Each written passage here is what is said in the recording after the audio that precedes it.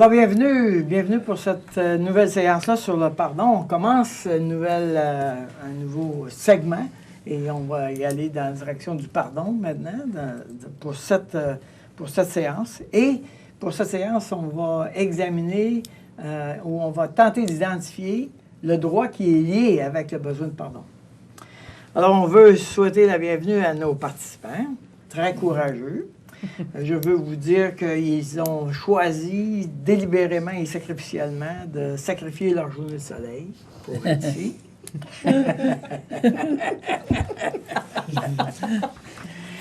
Et voilà, c'est dit. Alors, bienvenue. Il faut revenir dans notre plan de conquête. Et puis, dans notre plan de conquête, nous avons parlé que la chair a trois facultés, parce qu'on a identifié trois facultés, la faculté émotionnelle, la faculté de la pensée rationnelle, la faculté physique. Alors, nous allons maintenant entrer dans la question de faire mourir la chair, c'est-à-dire, et dans la faculté émotionnelle. Et donc, on s'occupe de la faculté émotionnelle. Et dans votre plan de conquête, on parle de la stratégie numéro 1, la faculté émotionnelle, et il s'agit du pardon. Donc, on va parler de pardon. Maintenant, c'est vraiment fascinant, cette question de pardon, parce que quand Jésus vient parmi nous, quand Jésus vient nous emmener vers le salut, nous parler de rédemption. Quand il vient vers nous pour dire « Je viens traiter le problème fondamental que vous avez », il vient pour nous pardonner. Il vient pour traiter le pardon. C'est quelque chose, là. C'est en train de dire quelque chose qui est le centre de la difficulté que nous avons comme dans nos relations humaines. Et ça touche la question du pardon. Notre difficulté, évidemment, c'est qu'on n'est pas toujours capable d'identifier que la difficulté que nous vivons, là, c'est directement relié avec le pardon. Alors, notre travail à nous autres, là, ça va être précisément de faire les liens entre la forteresse qui est en route et le pardon qui est nécessaire. Ça va être le travail qu'on va faire ensemble. Et pour vraiment commencer la réflexion, je vais vous poser une question sur laquelle j'aimerais que vous soyez en train de réfléchir. Nommez une émotion qui est disproportionnelle à l'événement en cours. Autrement dit, cette semaine, tu as sorti de tes gonds, OK? Tu t'es choqué ou tu as eu une émotion très forte. Laquelle? Et mentionne ça, écris ça. Alors, si vous êtes en train de nous écouter, je vous invite à mettre la vidéo sur pause et prenez le temps de faire un tour de table et puis juste de partager quelle émotion que vous avez vécue cette semaine qui était une émotion dans laquelle vous avez sorti de vos gonds.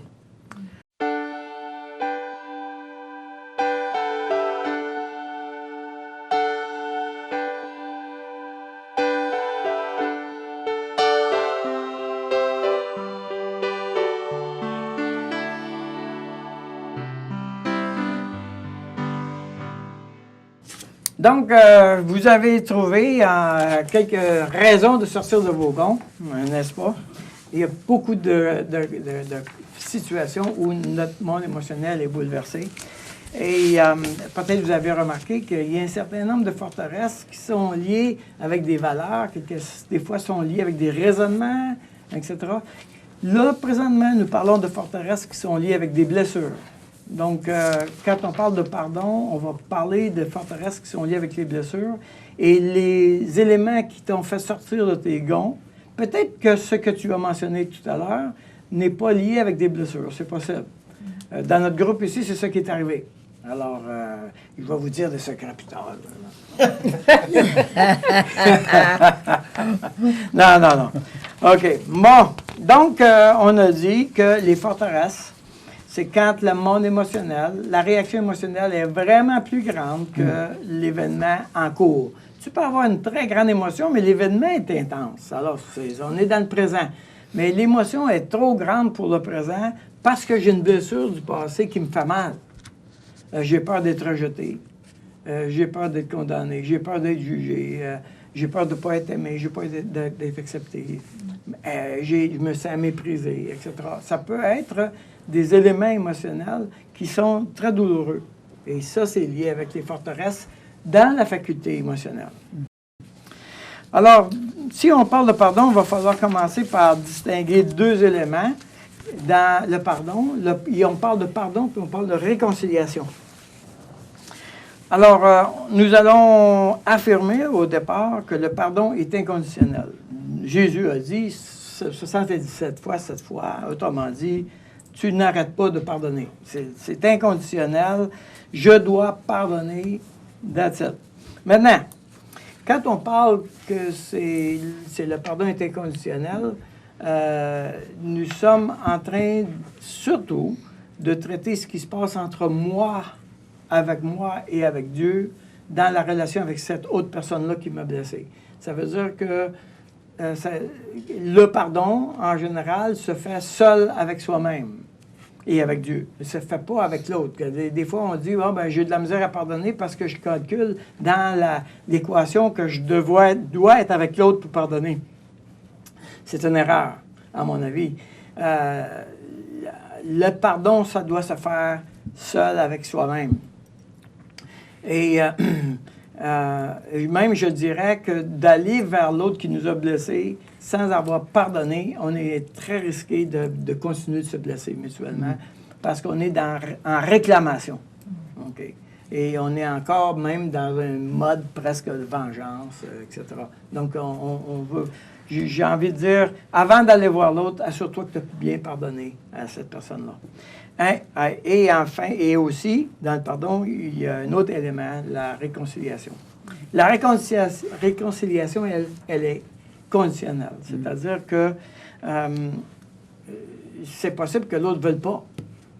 C'est possible que l'autre ne veuille pas. Donc, comment est-ce que je peux réaliser quelque chose qui demande deux personnes? Donc, la réconciliation est conditionnelle. Nous allons voir comment on va opérer la réconciliation, comment on va entrer dans la réconciliation. Mais pour le moment, on va s'attacher surtout au pardon lui-même.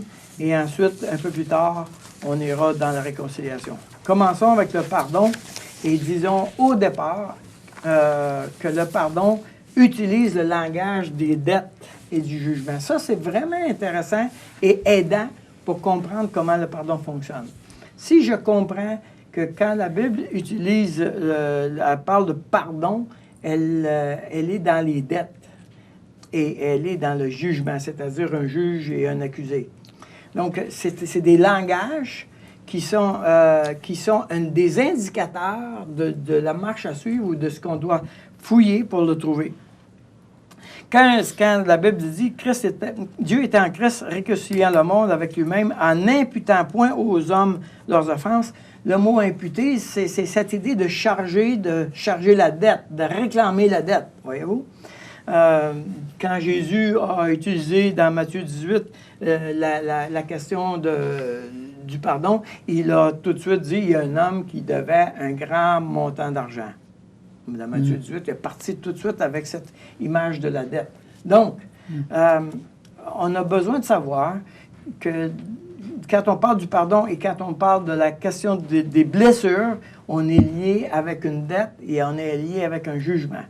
Et ça va nous aider à identifier qu'est-ce qui se passe. Dans mon cœur, quand je suis blessé, je suis tombé en juge. Et moi, le juge, j'ai établi un verdict qu'il y a un droit qui avait été brisé et que ce droit-là demandait un paiement. Et je suis en train d'exiger de l'autre le paiement pour la dette qui est faite dans ma vie. OK? Donc, ça va être important de saisir cette affaire-là. Maintenant, on va entrer dans le processus. On va commencer un demi-processus pour cette séance, puis ensuite, on verra la deuxième partie, la prochaine séance. Rappelez-vous de l'héritage pour lequel vous avez écrit les qualités et les défauts de votre père et de votre mère. Cet héritage-là que je vous ai fait faire, c'est de base et ça demeure en permanence ça doit être demeuré devant vos yeux en permanence parce que c'est le filtre dans lequel tu es en train de lire la vie et les autres.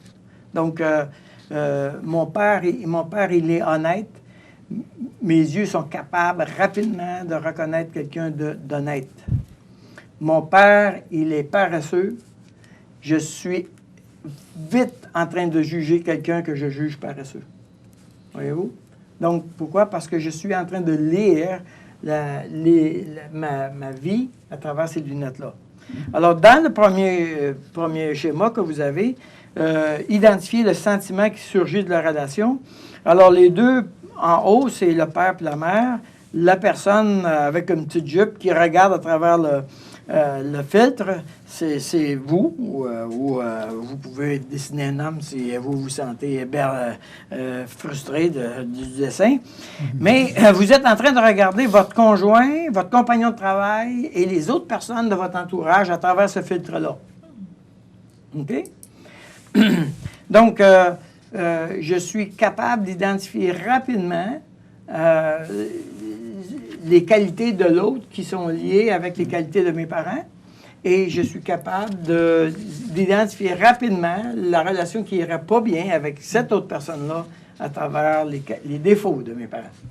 OK? Alors ça va être vraiment important. Maintenant, ce sentiment-là, il est le fruit. On a dit qu'on ne s'occupe pas du fruit, on s'occupe de la racine. Donc, ton conjoint, et j'ai de la misère à convaincre les couples que le problème n'est pas avec le conjoint, mais est avec le conjoint, il touche à la racine. Au fruit, il ne touche pas à la racine. Donc, le conjoint paye sur le piton, oui, c'est vrai, mais il ne fait juste que mettre en lumière le fruit qui se passe dans ta vie. Je dois prendre la même émotion que j'ai et je vais la ramener vers les parents, habituellement les personnes significatives. OK?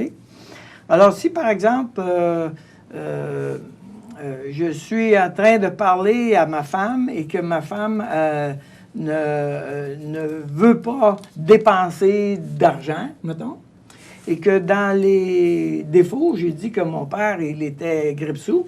OK? Alors, je suis en colère après mon père qui est grippe-sous.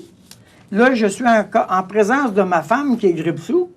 Je prends cette émotion-là puis je l'amène à la place où elle doit être, c'est-à-dire mon père qui est grippe-sous. Donc, je dois faire ce lien-là parce que le lien, c'est là qu'est la racine. C'est pas avec mon conjoint. Je pourrais être avec n'importe quelle autre personne qui est grippe-sous, j'aurais le même sentiment. Pareil. OK? Donc, c'est pas mon conjoint, c'est juste que je vis l'émotion de cette racine-là. Donc, j'ai mis le sentiment à la racine, j'ai identifié le sentiment qui est là, et maintenant, je vais associer la croyance. Alors, je me dis quelque chose. Je me dis quoi par rapport à l'émotion? Okay? Je me dis quelque chose par rapport à l'émotion. Okay? Quel discours construit? J'ai un discours à l'intérieur de moi. Okay? Par exemple, si je me sens impuissant face à mon père est grippe-sous, puis ça me met en colère, mais en même temps, je me sens impuissant de convaincre mon père de faire une dépense légitime. Okay? Mon père ne veut pas dépenser, il ne veut pas me payer quelque chose parce qu'il ne me trouve pas important. Alors, ma croyance, c'est que je ne me sens pas important. Voyez-vous? Je ne me sens pas important. Maintenant, ça, c'est vrai, ça va être vraiment important. Cette association de la croyance-là, ça demande d'être accompagné par quelqu'un. Habituellement, c'est rare qu'on est capable de nommer ça tout seul. C'est rare. Ça arrive, mais c'est rare. Parce que ça fait tellement longtemps qu'on joue dans les mêmes eaux finalement, on a oublié qu'est-ce qu'on croit. Ou on a oublié qu'est-ce qu'on se dit. On a juste l'émotion, puis ça roule. Puis on pense que c'est la vérité? Oui, on pense que c'est la vérité. Okay. Alors, on roule avec cette émotion-là. Donc, je me sens, je suis pas important. Donc, j'ai associé la croyance, maintenant, entre l'émotion et la racine. j'ai dit, il y a quelques séances, que le père et la mère sont les représentants de Dieu. Okay? C'est-à-dire que le père et la mère doivent démontrer qui est Dieu à l'enfant. La Bible dit dans Deutéronome 6, par exemple, tu vas enseigner à tes enfants quand tu te lèves, quand tu t'accouches, quand tu pars en voyage, etc. Je te donne le mandat de me représenter comme père et mère envers tes enfants, et eux vont savoir qui je suis par toi. Évidemment, nous, les représentants, si on est père ou mère, on a manqué notre coup quelque part, à différents endroits. Et nos parents aussi ont manqué leur coup quelque part. Okay? Donc, ils n'ont pas bien représenté Dieu dans un domaine pour notre vie à nous. Okay? Mais nous, là, nous sommes créés à l'image de Dieu. Fait que nous savons intérieurement qu'il y a quelque chose qu'on a le droit d'avoir. Alors, si je ne me sens pas important, si ma croyance dit « je ne me sens pas important okay? », alors je peux réclamer mon droit. D'un point de vue de justice, j'ai le droit d'être important pour mon père et pour ma mère. Voyez-vous? Donc, là, on est dans la position de juge. J'ai jugé mon père et ma mère de ne pas me donner mon droit. OK? Donc, mon droit, c'est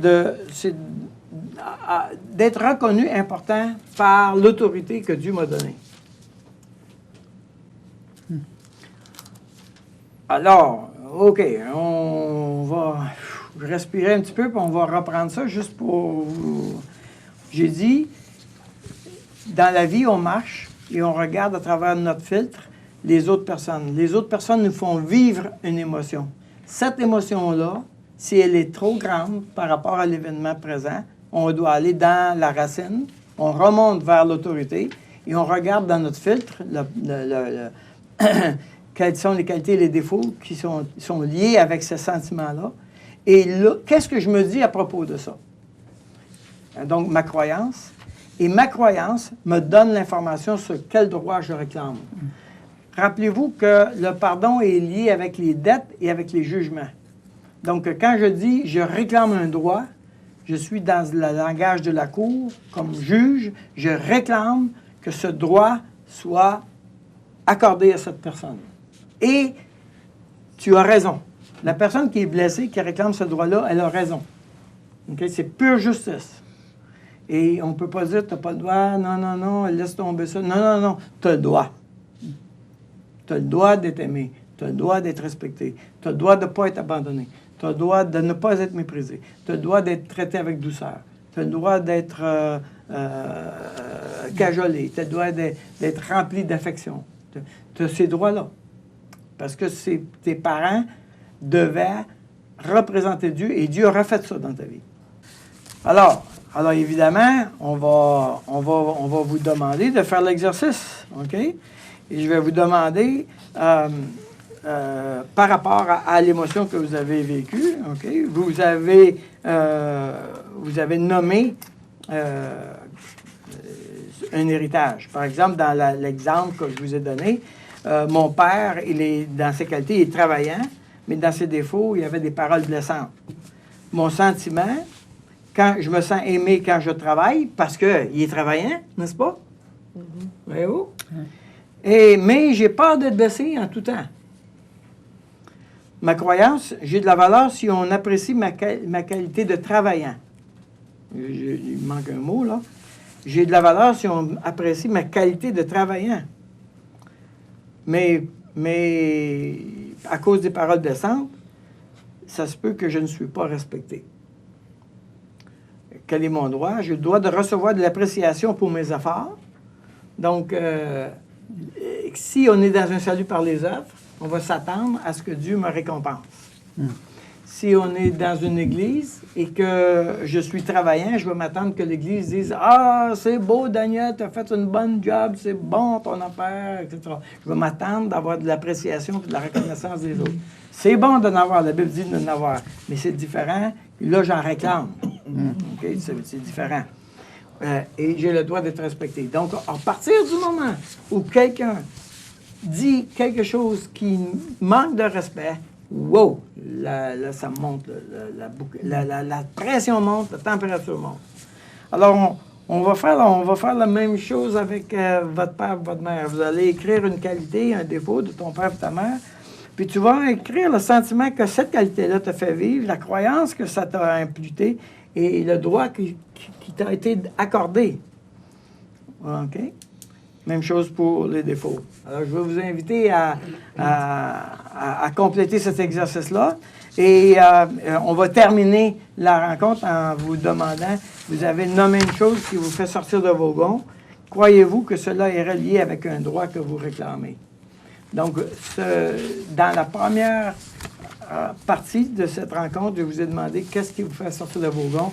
Si c'est quelque chose qui vous a fait sortir de vos gonds qui est lié avec une blessure, vous allez avoir de la facilité à répondre à cette question. Si ce n'est pas lié avec une blessure, vous allez avoir de la difficulté à répondre à cette question parce que c'est pas, on n'est pas dans la même, c'est pas dans la bonne faculté. Vous n'êtes pas dans la bonne faculté. On est dans la faculté émotionnelle maintenant. Donc, je vous laisse là-dessus et je vous laisse à votre exercice.